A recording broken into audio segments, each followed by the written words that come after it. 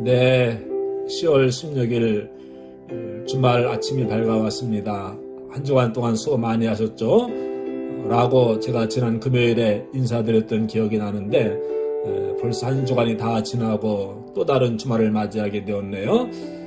저는 지난 한 주간 동안 우리가 하나님께서 우리 삶 속에 찾아오실 때 어떤 일이 일어나는가, 그런 것들을 함께 살펴보지 않았습니까?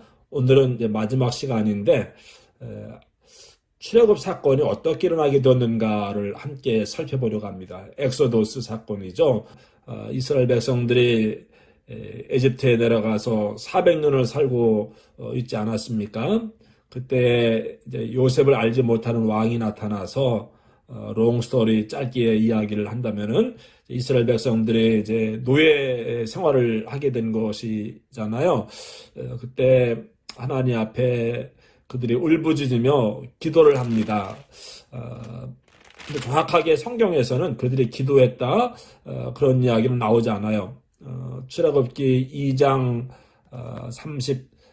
23절에 보면은 이스라엘 자손은 고된 노동으로 말미암아 탄식하며 부르짖으니 그랬어요. 부르짖으니 물론 하나님에게 이제 부르짖었겠지만은 성경에서는 특별히 시편 같은 데 보면은 기도는 이제 부르짖는 기도거든요. 대부분이 절박한 가운데서. 그래서 하나님께 부르짖었다. 하나님께라고 하는 그런 단어가 거의 나오는데, 근데 출애굽기에서 2장에 보면은 그냥 탄식하며, 왜 탄식했습니까? 노동으로 말미암아 탄식하며 부르짖으니, 그렇게만 나와요. 노동으로 말미암아 탄식하며 하나님께 부르짖으니라고 했으면 좋았을 텐데 하나님에게 부르짖었는지 아니면 그들이 너무 힘들어가지고 탄식을 한 것을 그 신음소리를 하나님이 들으신 것인지.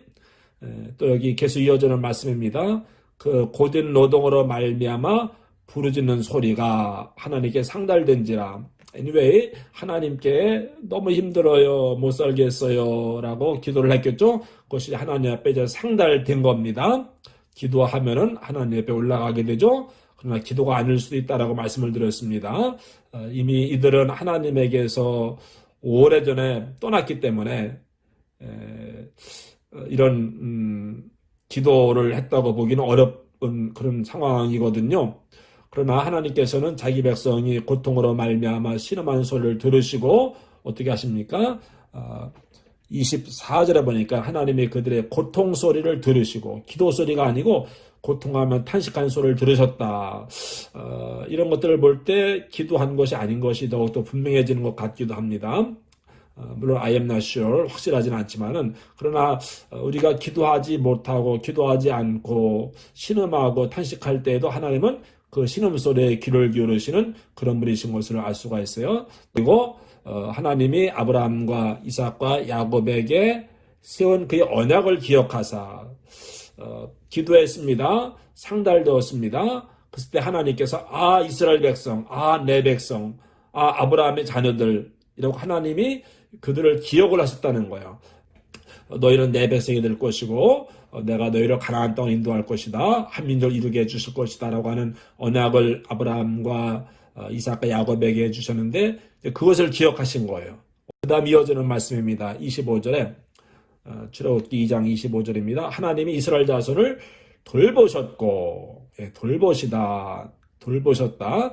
근데 영어 성경에 보면은 take care of, 이번 주간에 계속 하는 말씀이죠. 우리말로는 돌보셨다라고 번역했는데 영어 성경에는 그렇게 되어 있지 않고 히브리어 원어에 보면은 여기 하나님이 이스라엘 자손을 보셨다, saw, 그들이 얼마나 고통당하고 있는 것을 하나님이 눈으로 보셨다는 그런 이야기입니다. 보셨다는 것하고 돌보셨다는 것하고는 다른 의미인데 우리말로는 돌보셨다라고 번역을 했네요. 정리를 해보면은 너무 힘들어서 탄식하며 신음하며 기도를 했습니다. 하나님이 그들을 기억을 하십니다. 내 백성, 그들과 내가 언약을 맺었지. 이제 그 언약 때문에 하나님께서 이제 그들을 보시는 겁니다. 얼마나 고통당하는가를 눈으로 보시는 겁니다.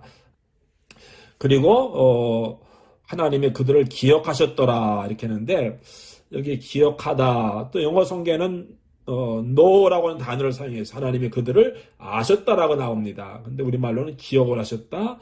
참 여기서는 출애굽기 2장 24절과 25절 오늘 말씀은 우리말 성경이 좀 번역이 좋지 않아요. 정리하면 이런 겁니다. 부르짖어 기도합니다. 또는 신음합니다. 하나님이 그들과 맺은 언약을 기억을 하십니다.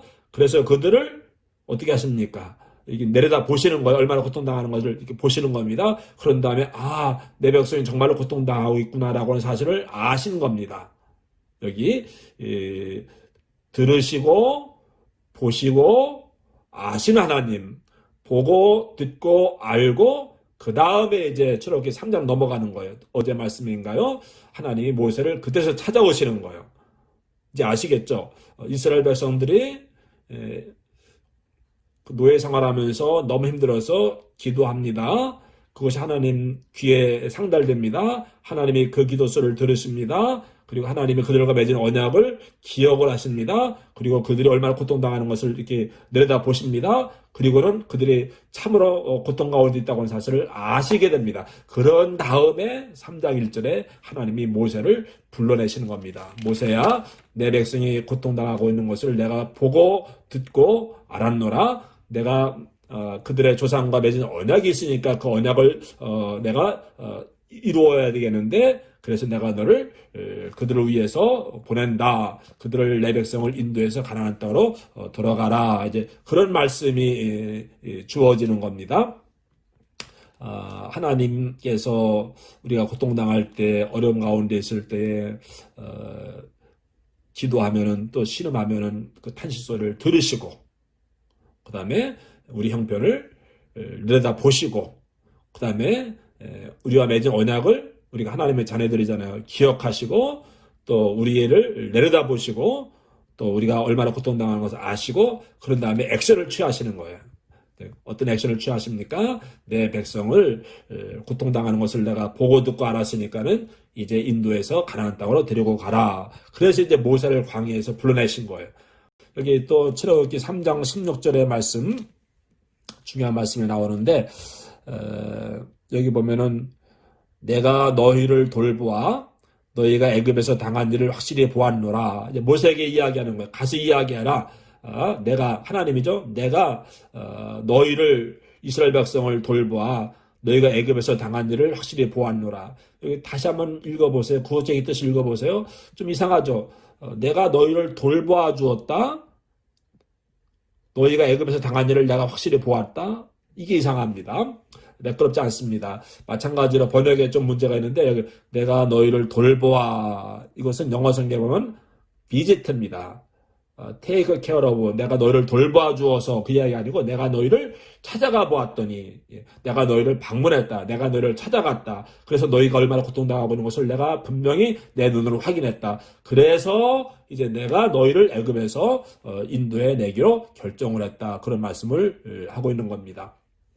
하나님이 그들을 찾아오셨어요. 그리고 그들이 얼마나 고통당하는 것을 눈으로 직접 확인을 하셨어요. 그래서 이제 그들과 맺은 언약을 기억하시고 그들을 출애굽을 하시기 위해서 모세를 그들에게 보내신 겁니다.